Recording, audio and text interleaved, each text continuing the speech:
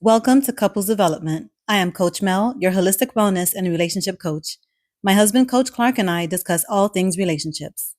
Meet Melly. She is my avatar. And this is the first time I'm using her. Does she look like me? No? Who asked you anyway? Let's get into today's video.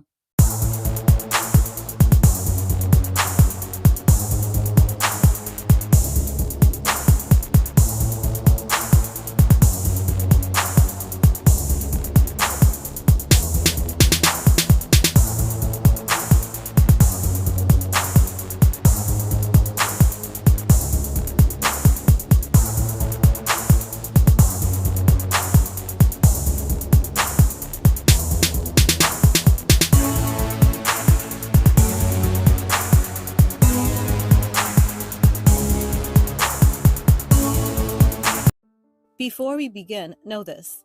This post is intentionally TLDR, too long, didn't read.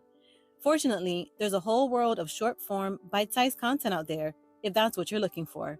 Feel free to swipe, block, mute, or leave a comment that says, "Be gone, Coach Mel. Ain't nobody got time for that. I'll still love you anyway." I serve a God who gave us free will, and we all get to decide what we will do with it. Real talk. We do the least with the most. As Christians, aren't we supposed to believe the Holy Spirit gives us insight, knowledge, and understanding we wouldn't have on our own? So what exactly are we doing with that insight, knowledge, and understanding? Jesus told us plainly, first, take the plank out of your own eye, and then you will see clearly to remove the speck from your brother's. But we'd rather obsess over the speck in someone else's life than face the log in our own. But pause and ask yourself, was Jesus talking about any speck or the kind of speck you've battled yourself? Because here's the question. Can you effectively guide someone through a sin you've never faced and never will? They say it takes 10,000 hours to master something. Let's be real. Most of us have clocked that many hours in lust, porn, adultery, and coveting. That's the plank we know best. That's the wood our own logs are carved from. So ask yourself, what is your plank made of? Is it oak, pine, rotten driftwood?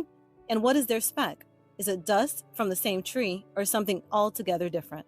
Here's the point. We become more effective in helping someone with a speck after we've wrestled down our own plank, after we've bled, prayed, and clawed our way through the stubborn sin in our own eye, after we felt how impossible it felt to remove a splinter that grew into a beam. That struggle makes us qualified to show compassion. It does not make us qualified to lord over sins we've never carried. Which is why the obsession with LGBTQ looks less like Christ-like love and more like deception. Think about it.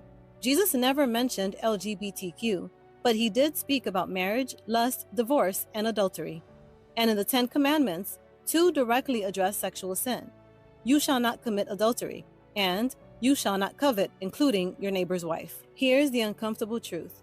Adultery, porn addiction, greed, lust, broken marriages. Those are the sins actually crippling the church, our homes, and society.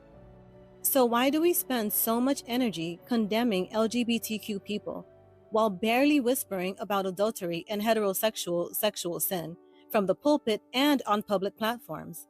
And why is it that when we do take any effort to address heterosexual sexual sin, the focus appears to be more on the Eves than on the Adams?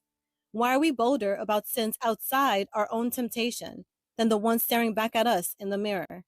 Maybe it's because scapegoats are easier than self-examination. In the Bible, Israel laid its sins on a goat and drove it into the wilderness. Out of sight, out of mind. Today, we do the same thing. We heap judgment onto a community we're not part of, so we don't have to face the mess in our own lives.